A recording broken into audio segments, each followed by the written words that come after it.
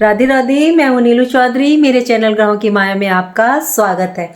ये एक ऐतिहासिक वर्ष होगा जहां पर आपके कार्य सिद्ध होने जा रहे हैं। ये एक ऐसा साल होगा जहां आपकी इच्छाओं आकांक्षाओं को पढ़ लगेंगे।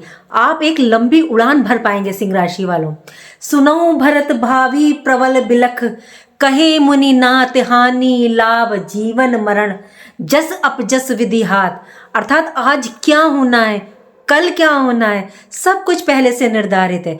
जब सब कुछ पहले से निर्धारित है तो हम इसे जानेंगे कैसे? सिंपल, ज्योतिष विधि से। समय से पहले और किस्मत से ज्यादा किसी को कभी कुछ नहीं मिलता। सिंह राशि के जातकों, आपके लिए समय बदल रहा है। नई नई अपॉर्चुनिटीज आपके लिए आ रही हैं। इस वर्ष शनि का गोचर बहुत महत्वपूर्ण रहने वाला है। जिस दिन शनि जब मीन राशि में आएंगे उस दिन अमावस्या होगी, ब्रह्मांड में ग्रहण लगा होगा।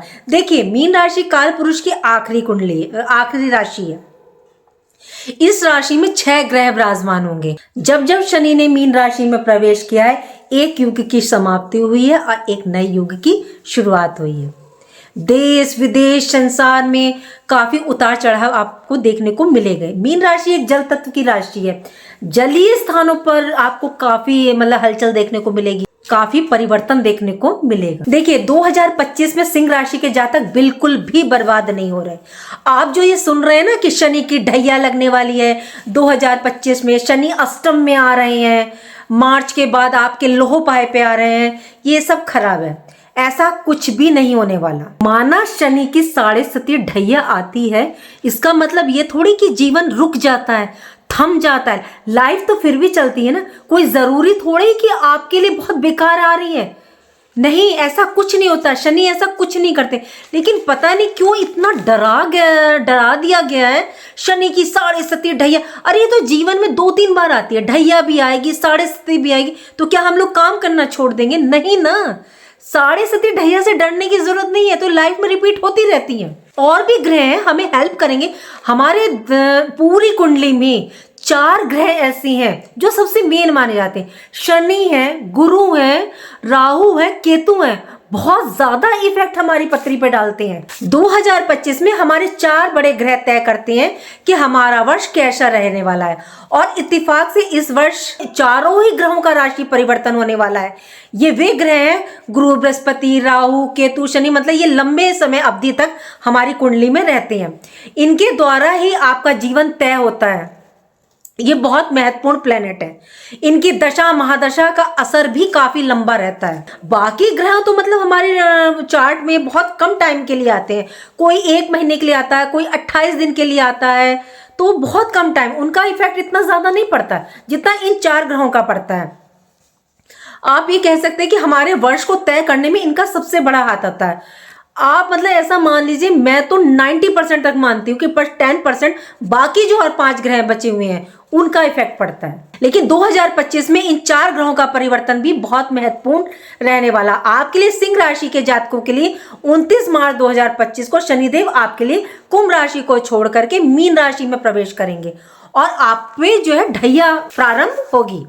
अब यहाँ आपको फिर डराया जाएगा कि सिंह राशि के लिए शनि कारक प्लेनेट नहीं है, ये है वो है। ऐसा कुछ नहीं है, कुछ नहीं होने वाला।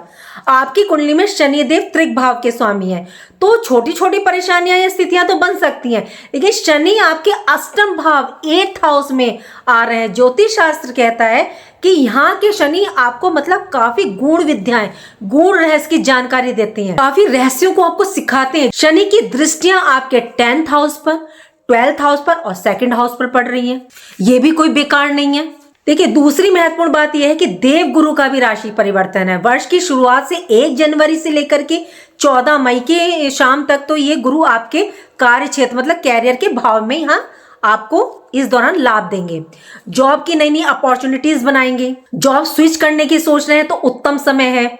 धन की दृष्टि से उत्तम रहने वाला है ये टाइम। कब? जैसे ही शनि राशि परिवर्तन करेंगे, इनकी दृष्टि 2nd हाउस यानी कि धनेश पर पड़ेगी आपके। तो 2025 में भौतिक सुखों का योग बन रहा है। यदि आप मकान वाहन खरीदने की सोच रहे हैं तो ये आप डेफिनेटली कर पाओगे।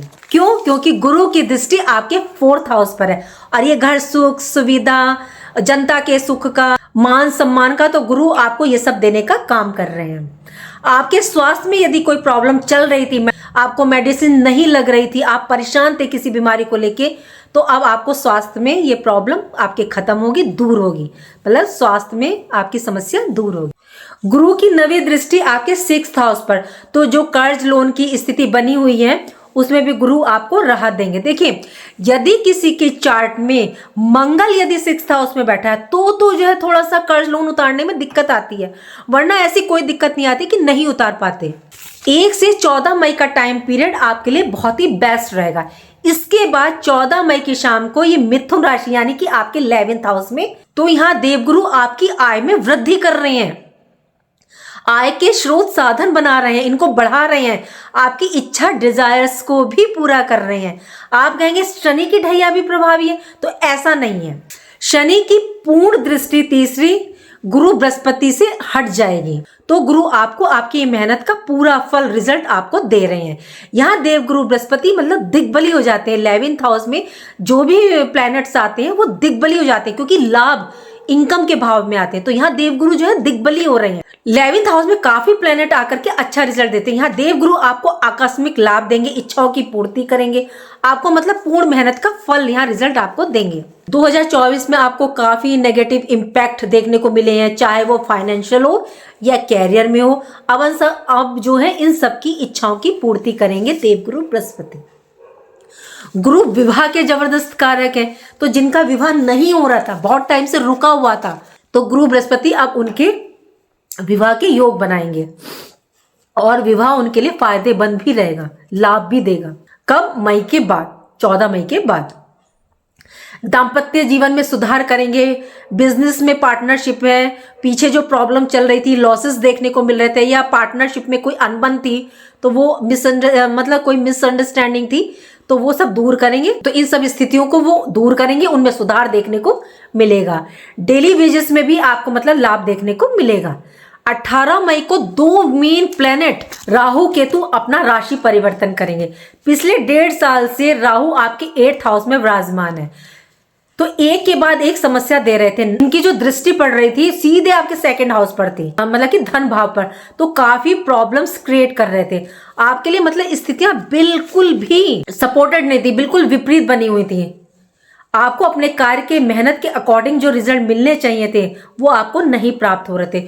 फिजूल के खर्चे, धन का आगमन नहीं हो पा रहा था, या भौतिक सुखों में मतलब आपको कमी देखने को मिल रही थी। अब वो टाइम पीरियड आएगा 18 मई 2025 को, आप राहु की कैद से मुक्त हो जाएंगे।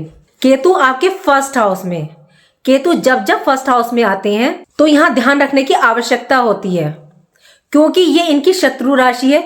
यहाँ आपको जिन बातों का ध्यान रखना है, तो वो पहला है कि आपको डिसीजन आपको बहुत सोच समझ कर लेने हैं, खास तौर से फाइनेंशियल। केतु को मतलब शॉर्टकट रास्ता बिल्कुल पसंद नहीं, तो शॉर्टकट रास्ता बिल्कुल मत अपनाइएगा। फिर देखिए केतु आपको क्या देने का काम करते हैं। पीछे कार्य क्षेत्र में आपके वर्क प्लेस पर जो आप कार्य कर रहे थे उसका क्रेडिट जो आपको नहीं मिल रहा था वो किसी और को मिल रहा था, या आपकी लेग पुलिंग हो रही थी, आपके खिलाफ कोई पॉलिटिक्स हो रही थी, तो इन सब में अब आपको सफलता देखने को मिलेगी। 2025 में मतलब अब आप शानदार वापसी करोगे सिंह राशि वाले।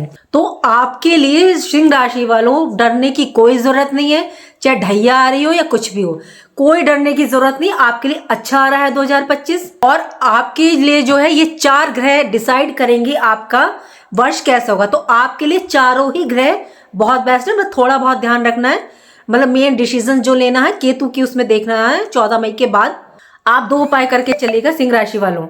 एक तो आप या तो गुरु बृहस्पति के मंत्र का जाप कीजिएगा, ओम ग्राम ग्रीम ग्राम से गुरुवे नमः, या बृहस्पति के दिन आप 1 लोटे जल में हल्दी डाल के आप केले के वृक्ष को जल चढ़ा सकते हैं। व्रत रखना चाहें रख सकते हैं, कोई दिक्कत नहीं है।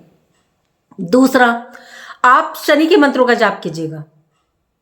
मैं कहती हूं कि आप मंत्र नहीं करना चाहते, कोई प्रॉब्लम नहीं, नो टेंशन। ओम शम शनिश्चराय कीजिए, नीलांजन समाभाषम रविपुत्रम यमागजम छाया अमर्तंग शंभुतम तम नमामि शनिश्चरम कीजिए। नहीं कर सकते मत कीजिए। सबसे बेस्ट उत्तम है इनके 10 नाम ले लीजिए।